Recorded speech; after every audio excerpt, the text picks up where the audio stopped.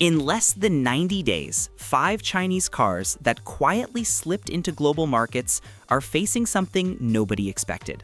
Not a recall, not a redesign, but a regulatory shutdown so severe that thousands of owners worldwide are scrambling to figure out what happens next. Right now, dealers are whispering, import agencies are tightening rules, and logistics companies are freezing new shipments. And one of these vehicles? It's already in more driveways than any other Chinese car sold overseas. Officials aren't talking. Manufacturers are avoiding the topic. But the documents, the policy drafts, and the regulatory reports, they don't lie. By the end of this video, you'll know exactly which models are affected, why 2026 is the breaking point, and what steps owners need to take before they find themselves stuck with a car they can't register, can't sell, and in some regions, can't legally drive.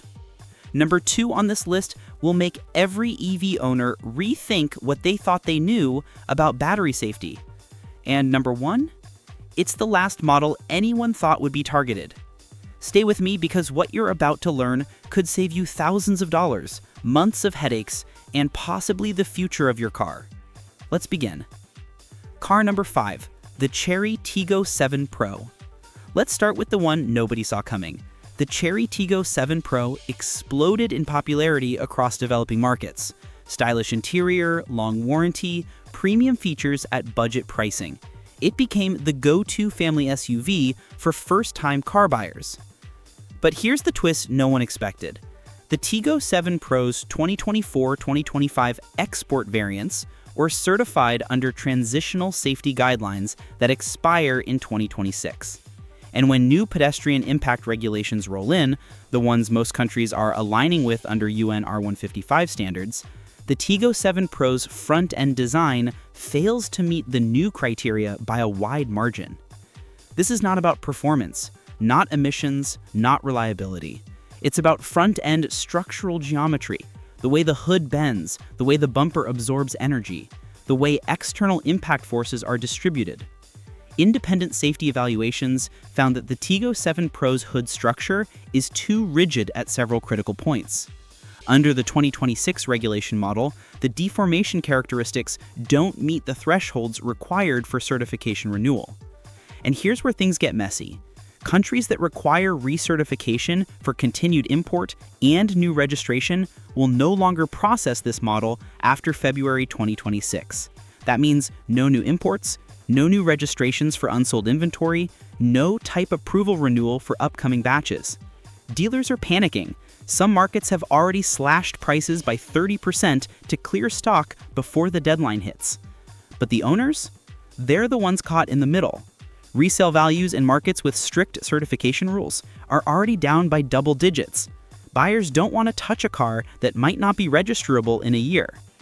The worst part?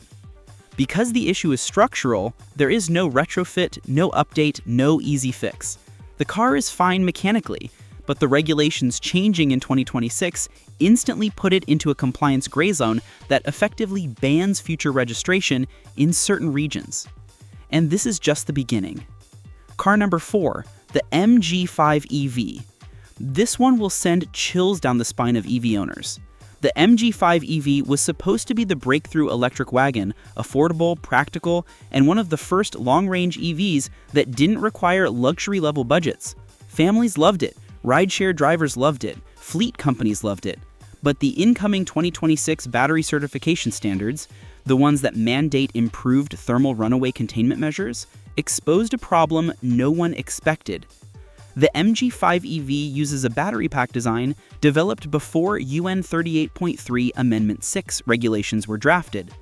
The containment modules inside the pack are rated for the previous generation of safety metrics that become obsolete in July 2026. And here's the part that made regulators sweat. When one cell overheats, the pack is supposed to prevent a cascading reaction. In newer EVs, the containment walls isolate failing cells and slow the spread long enough for the vehicle to shut down safely. But early MG5 EV battery pack analysis shows incomplete isolation shielding. Nothing illegal, nothing fraudulent, but simply not compliant with the newer 2026 standard. Once the update takes effect, new MG5 EV shipments are banned in multiple markets. Fleet operators cannot renew compliance certificates, and some regions won't allow registration transfer after mid-2026.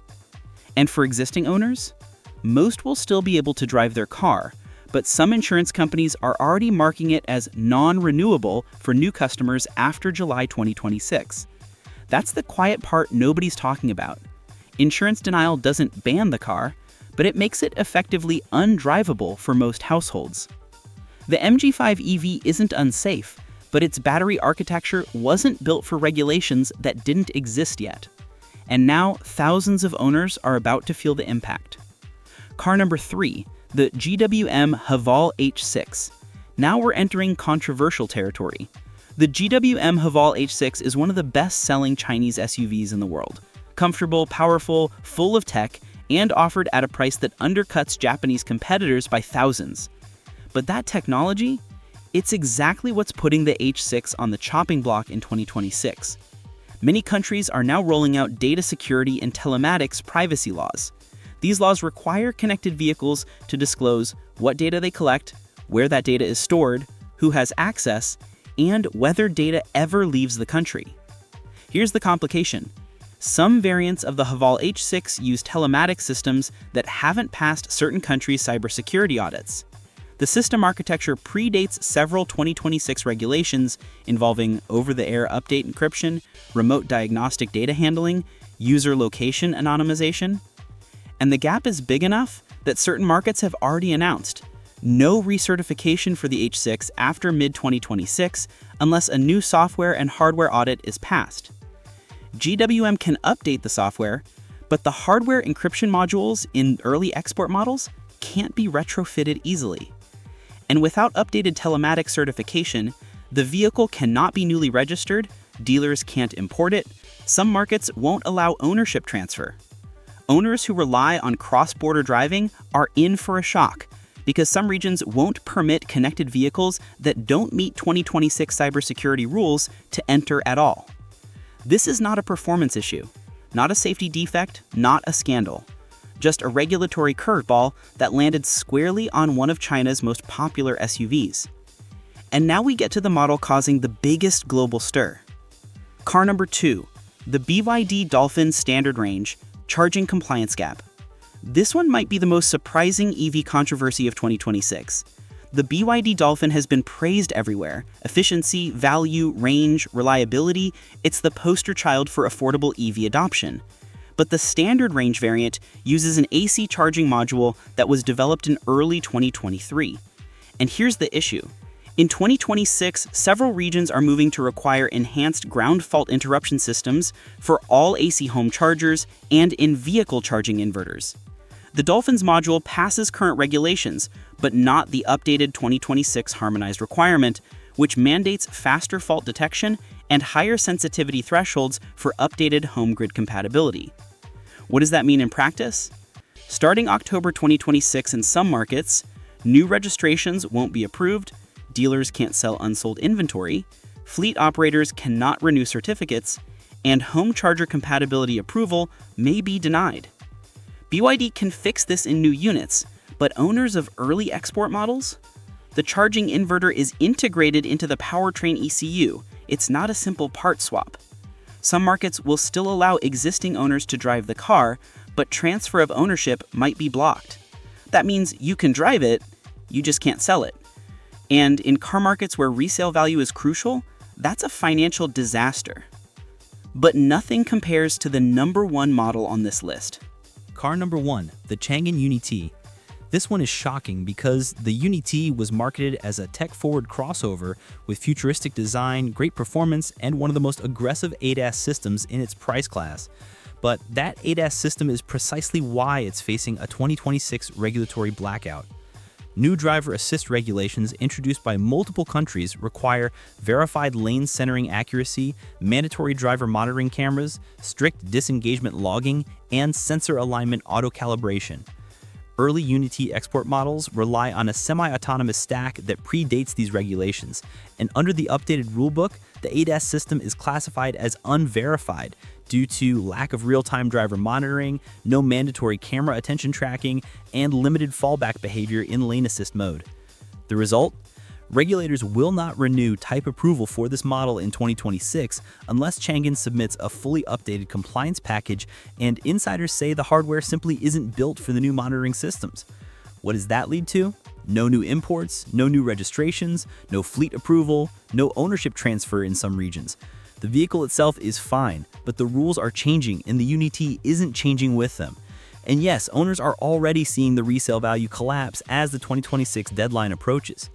If you own any of these vehicles, don't panic. Most of these changes affect registration transfers, new imports, or fleet certification, not day-to-day driving.